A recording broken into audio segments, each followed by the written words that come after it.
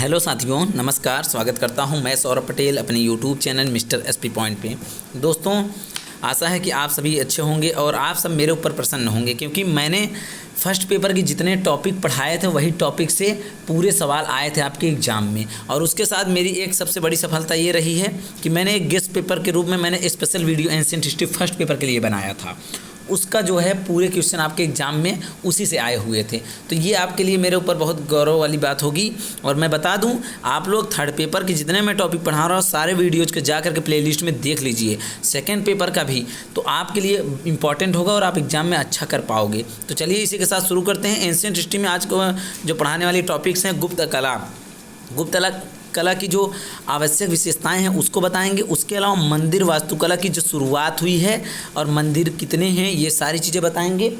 और साथ ही साथ देवगढ़ की जो प्रमुख मंदिर है, अजंता की जो पेंटिंग मिलेगी, और साथ ही साथ मंदिर स्थापत्य शैली जो नागर शैली आएगी आपकी, वो बताएंगे। इस प्रकार से आपको इस वीडियो को पूरा देखना है ताकि आपको ये सारे टॉपिक क्लियर हो सकते हैं। और इस टॉपिक से आपके पूरे एक क्वेश्चन 100% आना है। और मैं गेस्ट पेपर कल इसका वीडियो लाऊंगा जो कि आपके सेकंड और थर्ड पेपर के लिए होगा, तो उसके लिए आप चिंता मत होइए, मैं सारे पेपर ला दूंगा आप लोगों के लिए। और ऐसा है कि मैंने कई अनसॉल्व उठा के पूरे मिला करके देखता हूं ताकि उसमें मिले और बेहतर से बेहतर क्वेश्चन छाटें जो बार बार रिपीटेड है, और फिर आपको दिखाएं और आप उसको लेकर जाए लिखे, तो ऐसे में आपका अच्छा एग्जाम होगा। तो चलिए लेक्चर शुरू करते हैं। ध्यानपूर्वक आप पूरे वीडियो देखिए, और चैनल यदि सब्सक्राइब ना किए हो तो चैनल को फिर से सब्सक्राइब कर लीजिए। तो ये है आपका एंशिएंट हिस्ट्री यूनिट थर्ड जो है पेपर थर्ड का, जो कि आपके लिए इम्पॉर्टेंट है। गुप्तकालीन कला मूलभूत विशेषताएं, ये आपका है और इसको मैं पढ़ाने वाला हूँ। सबसे पहले बता दें आपको मंदिर वास्तुकला का जो विकास हुआ, मैंने टॉपिक में आपको बताया था कि मंदिर वास्तुकला का जो विकास है, जो शुरुआत है मंदिर वास्तुकला की, वो बताएंगे सबसे पहले, और यहीं से आपका ये लेक्चर शुरू होता है। तो देखिए, मंदिर निर्माण में भारतीय वास्तुकला का उत्कृष्ट विकास देखने को हमको कब मिलता है? गुप्त काल से। गुप्त काल के पहले भी मंदिर वास्तुकला के रूप की अनेक प्रकार की शैलियाँ थी, परंतु विकास का जो क्रम है ये हमको गुप्त काल से ही नज़र आता है। साथ ही साथ आपको आगे बताते चलें कि आपको बता दें चतुर्थ शताब्दी एवं चतुर्थ के और छठी के बीच की शताब्दी का जो समय था, इसमें जो आपको तुलर तथा पूर्वी भाग में जो ये मंदिरें मिलती हैं, जिनमें आपको वास्तुकला को विवेचन शामिल किया जाता है। निर्मित तुलर मंदिर आपकी है इन्हीं के बीच में। और गुप्त काल में कहे और समझे जाने वाले मंदिरों को 3 वर्गों में विभाजित किया गया है। कहने का मतलब, गुप्त काल पहले तो बहुत प्राचीन समय से हमारी मंदिर वास्तुकला का विकास हो रहा था, लेकिन वो एक प्रकार से स्थिर सा था। लेकिन गुप्त काल आने के बाद इनका विकास बहुत तेज़ी से हुआ, क्योंकि 3 वर्गों में विभाजित किया गया है गुप्त काल आने के बाद। और इसे समझ सकते हैं, गुप्त काल के कहे और समझे जाने वाली मंदिरों को 3 भागों हम लोग विभाजित किएंगे। पहला प्रथम वर्ग जो है, आपको एग्जाम में कुछ ऐसा ही लिखना है। प्रथम वर्ग में आप लिखेंगे सांची की मंदिर की संख्या 17 है, जिसमें से मध्य प्रदेश जबलपुर ज़िले में स्थित और तिगवा है जो विष्णु मंदिर, तथा दमोह ज़िले में आपका सकोर सागर है, और सागर के ज़िले में एरन नामक स्थान पर एक मंदिर है। ये प्रमुख दमोह ज़िले में भी जो शिव मंदिर है, ये सारे प्रमुख मंदिर हैं जो कि इससे प्रथम वर्ग के सांची के मंदिर की संख्या 17 है। उसके अलावा जो अन्य मंदिरें हैं जो ये प्रमुख हैं प्रथम वर्ग में। और साथ ही साथ इन मंदिरों की विशेषताएं आपको बता दें कि इस वर्ग के मंदिर की बनावट की दृष्टि से अत्यंत सादे और इनमें गर्भगृह थी, और इनमें इसके सामने चारों तरफ क्या थे? स्तंभों पर स्थित एक मंडप मिलता है। इस प्रकार प्रथम जो वर्ग में मंदिरों का जो क्रम था और मंदिरों का जो निर्माण था वो इस प्रकार था। हमको प्रथम वर्ग मिल जाएगा। गुप्तकालीन मंदिरों को हम 3 वर्गों में बांट दिए हैं साथियों, ध्यानपूर्वक समझिएगा। और ये नोट्स आपको टेलीग्राम चैनल पर मिल जाएगा, और टेलीग्राम चैनल पर जा करके आप इसको ले लीजिए। और टेलीग्राम चैनल का लिंक जो है हमारे इसी वीडियो के डिस्क्रिप्शन में मिल जाएगा। साथ ही कमेंट बॉक्स में आप कमेंट कर देंगे कि टेलीग्राम मुझे जाना है, तो मैं वहाँ भी आपको लिंक प्रोवाइड करा दूँगा। और या फिर आप टेलीग्राम पर जाइए और सर्च करिए मिस्टर एसपी पॉइंट, और मेरा चैनल आएगा, और यही डीपी जो इस चैनल पर लगी है फ़ोटो, वही वहाँ भी लगी रहेगी, वही ज्वाइन कर लीजिए। वहाँ से पूरे PDF आपको दिख जाएंगे। तो द्वितीय वर्ग में जो गुप्तकालीन मंदिरों को रखा गया है, तो इसमें सबसे बताते हैं मध्य प्रदेश। मध्य प्रदेश के पन्ना में नचना नामक स्थान पर स्थित पार्वती मंदिर, सतना जिले में जो आपका मध्य प्रदेश में ही है भुमरा का शिव मंदिर, और बानगढ़ जिला जो आपकी बांग्लादेश में है, बानगढ़ जिला बांग्लादेश में है, दिनाजपुर में जो पहले बांग्लादेश भारत में हुआ करता था, वहाँ पे एक इष्टिका मंदिर है। आपको बता दें इष्टिका निर्मित हवस्त मंदिर जो कि मुख्य रूप से आते हैं ये 3 प्रकार, जो मैंने बताया कि सतना में जो ज़िले में स्थित भमूरा का शिव मंदिर है, और आपका पन्ना के नचना नामक स्थान पर स्थित एक पार्वती जी का मंदिर मिलता है। तो ये और एक बानगढ़ जो बांग्लादेश का एक ज़िला है दिनाजपुर, इस प्रकार के ऐसे ज़िलों में आपको इष्टिका नामक हवस्त मूर्ति का मंदिर का मुख्य रूप देखने को मिलता है। साथ ही साथ मध्य प्रदेश के जो विदिशा ज़िला है, आप लोग विदिशा ज़िला जानते होंगे मध्य प्रदेश के, ये आपका द्वितीय वर्ग के मंदिरों की बात कर रहे हैं। रायगढ़ जो आपका गुप्तकालीन मंदिर को हम 3 वर्गों में पढ़ रहे हैं, ध्यान दीजिएगा, क्योंकि मध्य प्रदेश की विदिशा ज़िले में जो मंदिर थी, ये मंदिर रायगढ़ छपरा बदोह के मंदिरों से भी इसी वर्ग में रखे जाते हैं, क्योंकि आपका जो रायगढ़ में मंदिर मिलता है गुप्तकालीन, और छपरा में जो मिलता है, रायगढ़ आपका मध्य प्रदेश का ही है स्थान, और आपका जो क्या कहते हैं बदोह है, ये भी, तो ये प्रकार की जो मंदिर, और ये सभी एक ही वर्ग के मंदिर थे, एक ही प्रकार से निर्मित मंदिरें थी। इस प्रकार इस वर्ग के मंदिर में गर्भगृह तथा मंडप अतिरिक्त गर्भगृह के चारों ओर ढका हुआ प्रदक्षिणा पथ भी मिलता है। तो ये सारे मंदिरों में इसी प्रकार से, जैसे मैंने बताया कि मंदिर में क्या मिलता था, मंदिर के गर्भगृह में मंडप था, और उसके अतिरिक्त गर्भगृह के चारों ओर क्या होता था प्रदक्षिणा पत्र भी, मतलब पथ भी हुआ करता था, जो कि ये सारे मंदिरों में मिला हुआ है।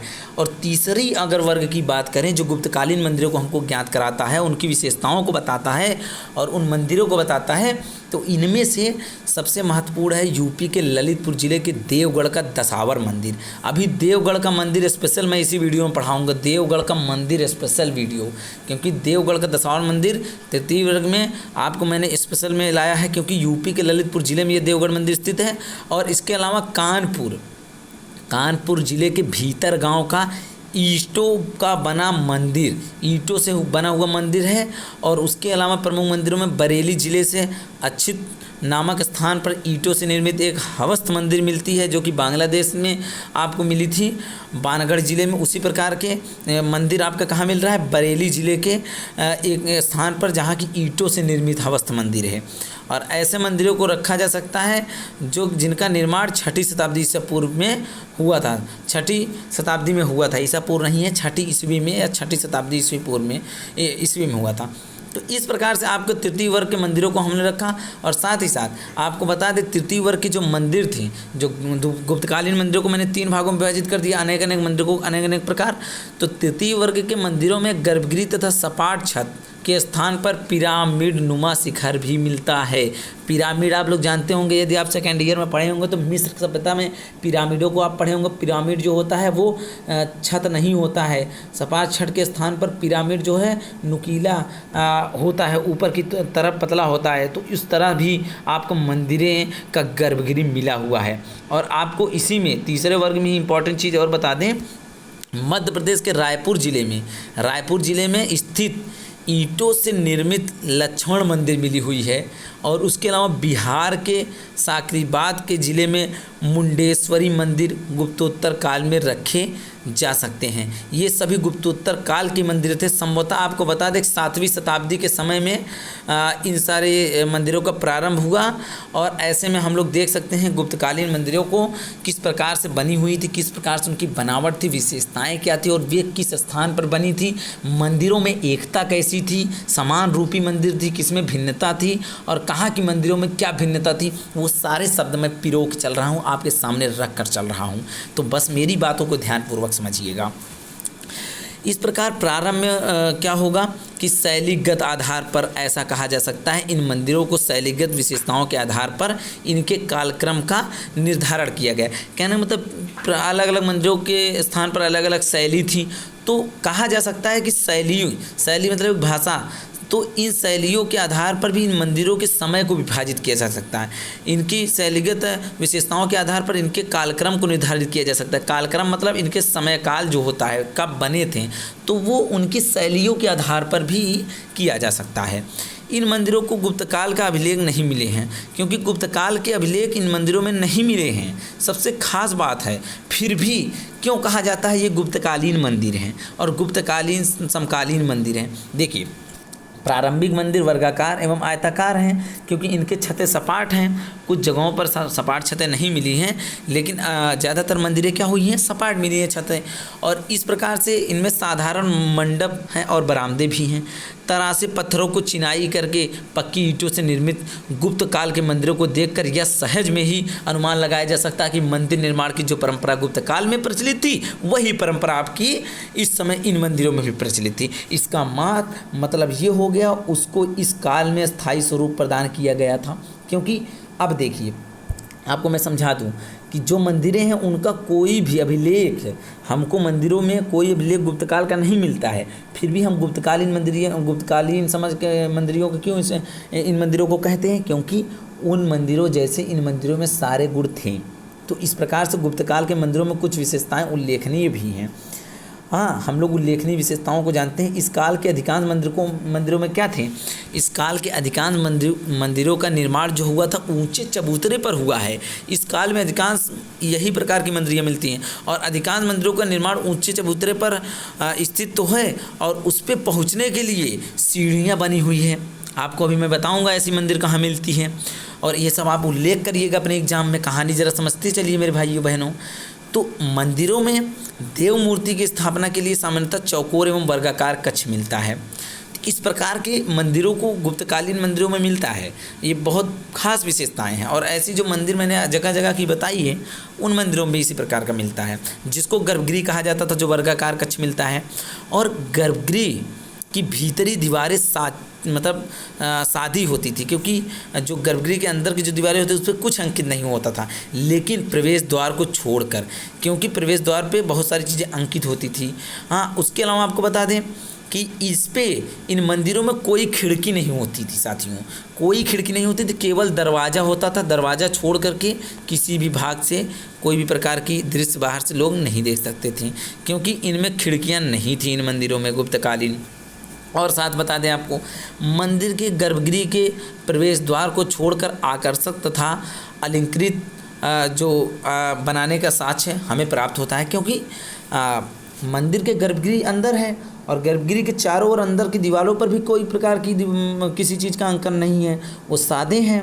लेकिन बाहर उसके प्रवेश द्वार को जो है छोड़ करके बाहरी हिस्से पर बहुत सारे अलंकृत आकर्षक देखने को साक्ष्य हमको मिलते हैं, क्योंकि मरकावाहिनी गंगा और कूर्म वाहिनी यमुना, स्वास्तिक, मिथुन, पारा जो पत्रवतली, कलश तथा हंसों को जोड़े इस प्रकार से प्रवेश द्वार पर चौखटों एवं दोनों परतों पर आपको पार्श्वों पर अंकित मिलता है। तो हमने पहले ही बता दिया कि आपके प्रवेश द्वार को छोड़कर उस पर आगे पीछे ऊपर नीचे चारों तरफ बाहरी हिस्से में मंदिर के अंदर छोड़ करके बहुत सारे प्रकार के चित्र अंकित थे। तो इन चित्रों को आप समझ लीजिए कि किन किन प्रकार के चित्रों को बनाया गया था।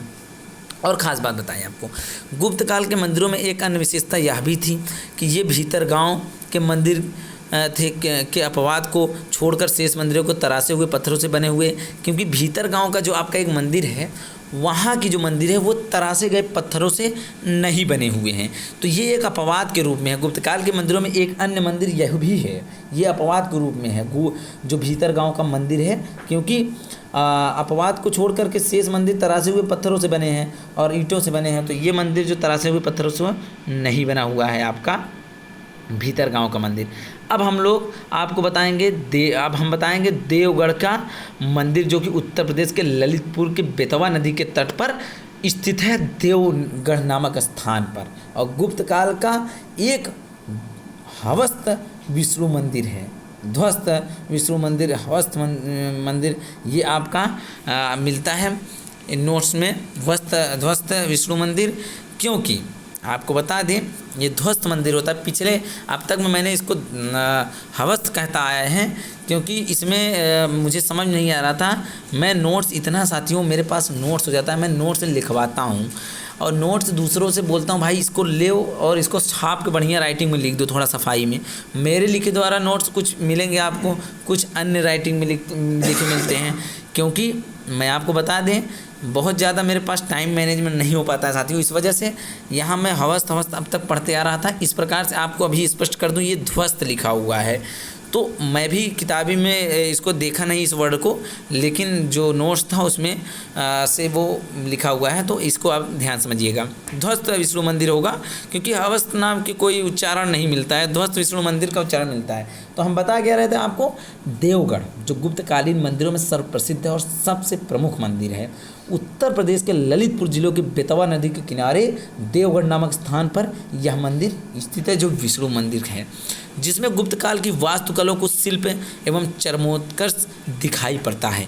देवगढ़ के इस मंदिर में आपको बता दें दशावतार मंदिर का निर्माण कुमार स्वामी के अनुसार गुप्त काल के अंतिम वर्षों में हुआ था, और इसके अलावा इस मंदिर में लगभग 1.50 मतलब 1.50 मीटर ऊंचे अधिष्ठान के चबूतरे पर इसका निर्माण किया गया है।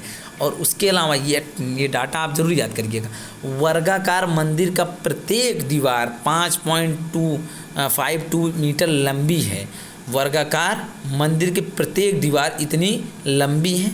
मंदिर के चबूतरे पर चढ़ने के लिए चारों ओर 4.50 मीटर की लंबी सीढ़ियाँ बनाई गई थी। इस मंदिर की कुछ विशेषताएं जो उल्लेखनीय है उसको समझ लीजिए।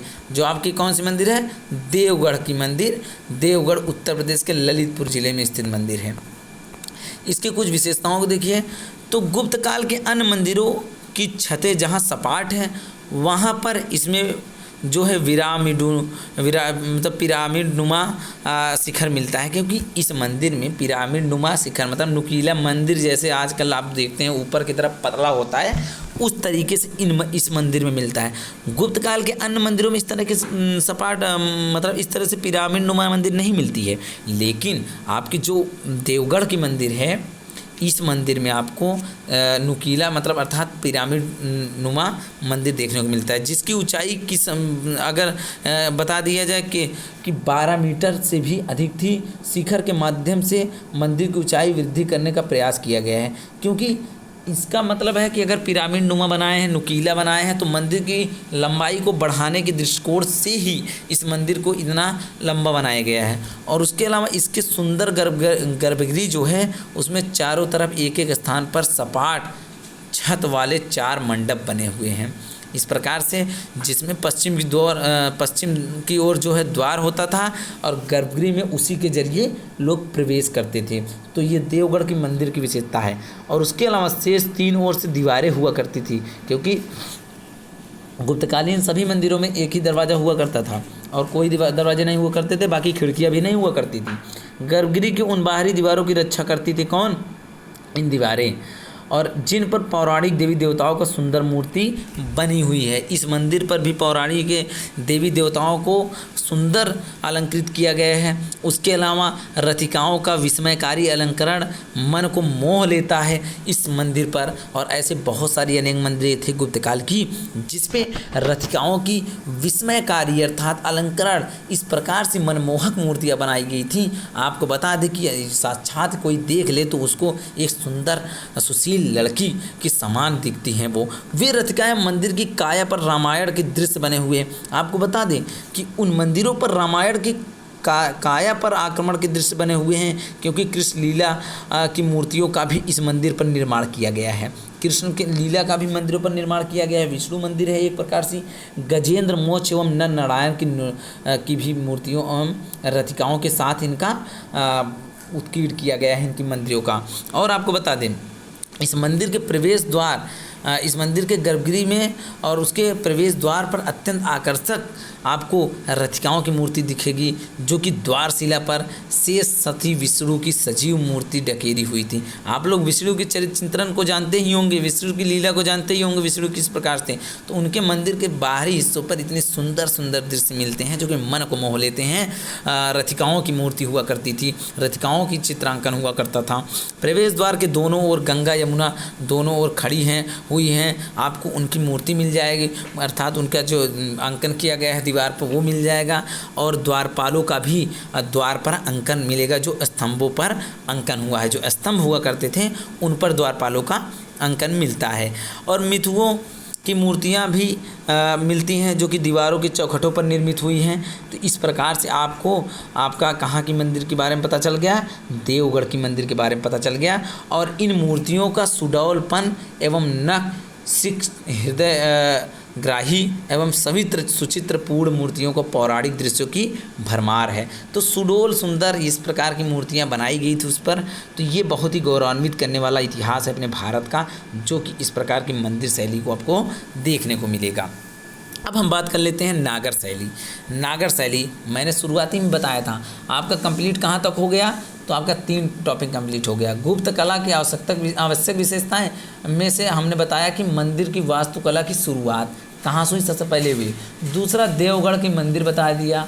मंदिर स्थापत्य शैली अब वही हम बता रहे हैं, जो मंदिर स्थापत्य शैली है जिसको हम नागर शैली के नाम से जानते हैं। तो ये शैली किस प्रकार से, ध्यान समझिए। भारतीय शिल्प शास्त्रों में मानसार जो रामायण है, रामगढ़ है, सनमगढ़ है, ये सूत्रधार, अपराजित, वृक्षा, मन सोतलास एवं शिल्पशास्त्र आदि सूत्रधार मंदिर की विभिन्न शैलियों का उल्लेख मिलता है। तो इन प्रकार की शैलियों का जो उल्लेख है, इसमें नागर शैली, बेसर शैली, द्रविड़ शैली, तो ये 3 प्रकार की शैली जो है आपके एग्जाम में महत्वपूर्ण हैं। तो देखिए नागर शब्द क्या है, नागर शैली आप समझ लीजिए। नागर शैली आपका जो है कि इम्पॉर्टेंट है।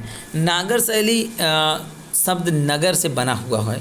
नागर शब्द जो है नगर से बना हुआ है। सर्वप्रथम नगर में निर्माण होने के कारण अथवा संख्या अधिक होने के कारण नागर की संज्ञा दी गई है। और शिल्प शास्त्र के अनुसार नागर मंदिर 8 प्रमुख अंग निर्धारित किए गए हैं। जो नागर मंदिर है, नागर शैली की शिल्प शास्त्र के अनुसार इन मंदिरों की 8 प्रमुख अंग को निर्धारित किया गया है और उसको हम चलकर समझते हैं। आपको यहाँ स्पष्ट हो गया होगा कि नागर शब्द का जो है नगर से मिलकर बना हुआ है और इस प्रकार से नागर मंदिरों को 8 प्रकार से विभाजित किया गया है, जिनमें प्रमुख जो हैं हम आपको बताते हैं। पहला क्या है, मूल आधार, मूल अथवा आधार जो निचला भाग होता है, पीठिका अथवा अधिष्ठान जिसको बोलते हैं, जिस पर संपूर्ण भवन खड़ा हुआ होता था, जिसको नींव बोलते हैं। पहला ये होता था मुख्य। दूसरा हुआ करता था, ये क्या हम आपको बता रहे हैं, 8 प्रमुख अंग बता रहे हैं मंदिर का, ये आप लिखिएगा। मसूरक जो कि गर्भगृह, नींव और दीवारों के बीच का भाग था। और जंघा जो कि दीवारों की विशेषताओं को, गर्भगृह की आदि की दीवारें थीं। कपोट होता था, कार्निश जिसको बोला जाता है। उसके अलावा 5वां शिखर ऊपरी हिस्सा को बोलते थे, मंदिर के शीर्ष भाग पर अथवा गर्भगृह के ऊपरी भाग को।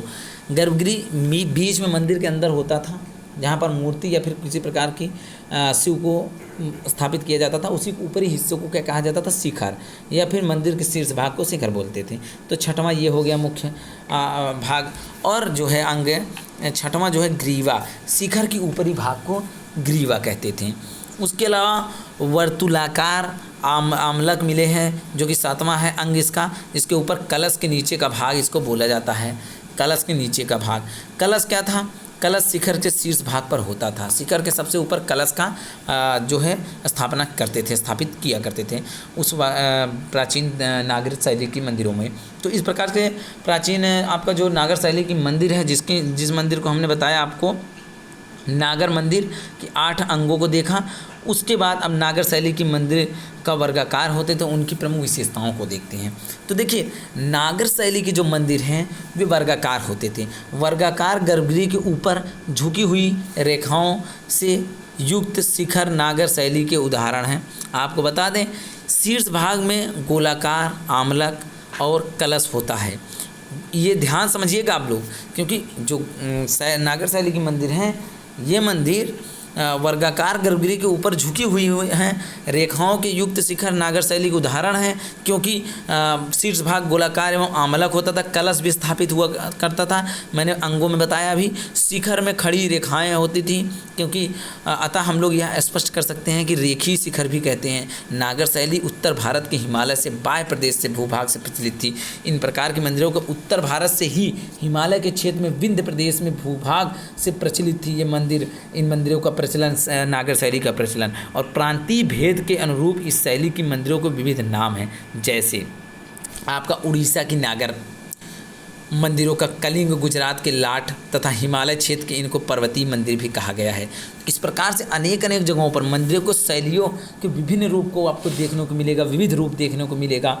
और इसी संबंध में पारसी ब्राउन ने कहा है कि नागर शैली को ही उत्तर भारतीय आर्य शैली अर्थात आर्यवृत्त शैली की संज्ञा दी गई है।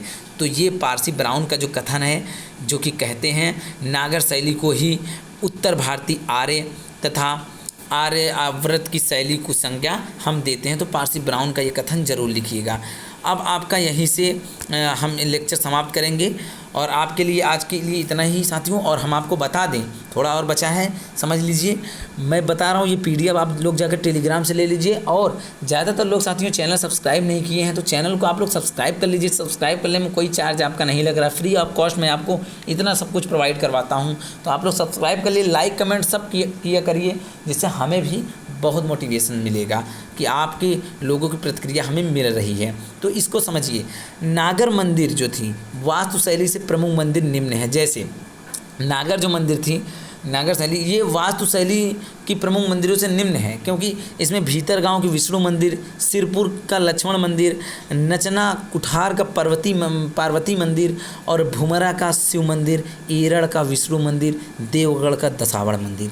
इन प्रकार की मंदिरों से जो है निम्न है नागर मंदिर। अर्थात नागर मंदिर इतने विशाल मंदिरों में से नहीं है, क्योंकि नागर मंदिर उत्तर भारत के हिमालय प्रदेशों से आया और बाद में इनका प्रचलन काफ़ी हुआ, और इस प्रकार के मंदिरों का निर्माण आपको कई जगह देखने को मिलता है। तो यहाँ से आपका जो हुआ कि स्पष्ट हो गया क्या, आपकी जो थर्ड यूनिट है, थर्ड यूनिट के सारे टॉपिक इतने से ही आएंगे। आपका और बाहर जाने की ज़रूरत नहीं है साथियों, मैंने जितना बता दिया इसी में से आपके क्वेश्चन आना तय है। तो इसको कंप्लीट आप पढ़ लीजिए। अब हम आएंगे चौथी यूनिट का वीडियो लेकर, क्योंकि इसके पहले मैंने सेकेंड यूनिट का वीडियो बना ही दिया था, कंप्लीट आप लोग देखे ही होंगे, और ना देखें जाकर प्लेलिस्ट से आप उसको देख सकते हैं। और उसके अलावा इसके बाद चतुर्थ यूनिट का वीडियो लाऊंगा, जिसमें हमें बताना है आपको खजुराहो का जो मंदिर है, खजुराहो के लिंगराज मंदिर, कंदरिया महादेव मंदिर और चालुक्य ऐहोल मंदिर, ये सारी मंदिरें हम आपका इसके बाद वाले कल के वीडियो में लाएंगे। और 5वीं यूनिट परसों आ जाएगा। आपके एग्ज़ाम से पहले ये पूरा ख़त्म कर देंगे इस थर्ड पेपर को। तो ध्यानपूर्वक हमसे जुड़े रहिए। और अपनी हमसे जुड़ने के लिए साथियों, मेरे इसी वीडियो के डिस्क्रिप्शन में टेलीग्राम, इंस्टाग्राम, सोशल मीडिया में फेसबुक, ट्विटर, और खासकर मेरे इंस्टाग्राम पे आप सब जुड़ जाइए। फॉलो बैक मुझे आप सभी को मिलेगा, मेरे से मैसेज करके जुड़ जाइए, मैं जोड़ लूँगा। और व्हाट्सएप नंबर और व्हाट्सएप ग्रुप भी है, सारे जगहों से मुझसे जुड़ सकते हैं यदि आप हमसे जुड़ना चाहते हैं। तो आज के लिए बस इतना ही साथियों, मिलेंगे नेक्स्ट वीडियो में। आज के लिए बस इतना ही। बहुत बहुत धन्यवाद, बहुत बहुत आभार।